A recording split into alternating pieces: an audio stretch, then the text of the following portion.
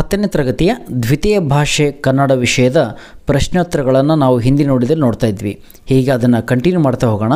ಇವು passing package ಪ್ರಶ್ನೆ ಮತ್ತು ಉತ್ತರಗಳಾಗಿವೆ. ಇವು ಎಕ್ಸಾಮ್ಗೆ ಭಾಳಷ್ಟು ಉಪಯುಕ್ತವಾಗಿರುವಂಥ ಪ್ರಶ್ನೆ ಉತ್ತರಗಳಾಗಿವೆ. ಪಾಠದ ಹೆಸರು ನನ್ನ ಗೋಪಾಲ. ಗದ್ಯ ಪಾಠ 7.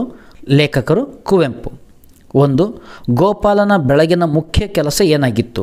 ಉತ್ತರ: ಬೇಗನೆ ಎದ್ದು ಸ್ನಾನ ಮಾಡಿ ದೇವರ ಪೂಜೆಗೆ ಹೂಗಳನ್ನು ಕೊಯ್ದು ತರಬೇಕಾಗಿತ್ತು. 2.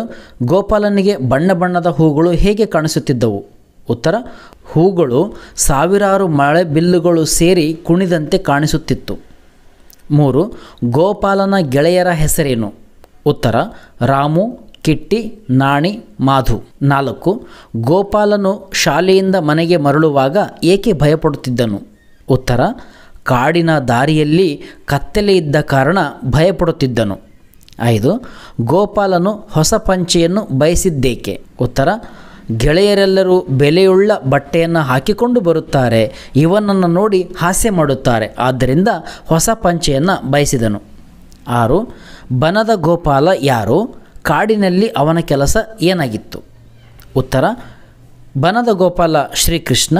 ಅವನು ಕಾಡಿನಲ್ಲಿ ಯಾವಾಗಲೂ ದನ ಕಾಯುತ್ತಾ ಇರುತ್ತಾನೆ. ಧನ್ಯವಾದಗಳು.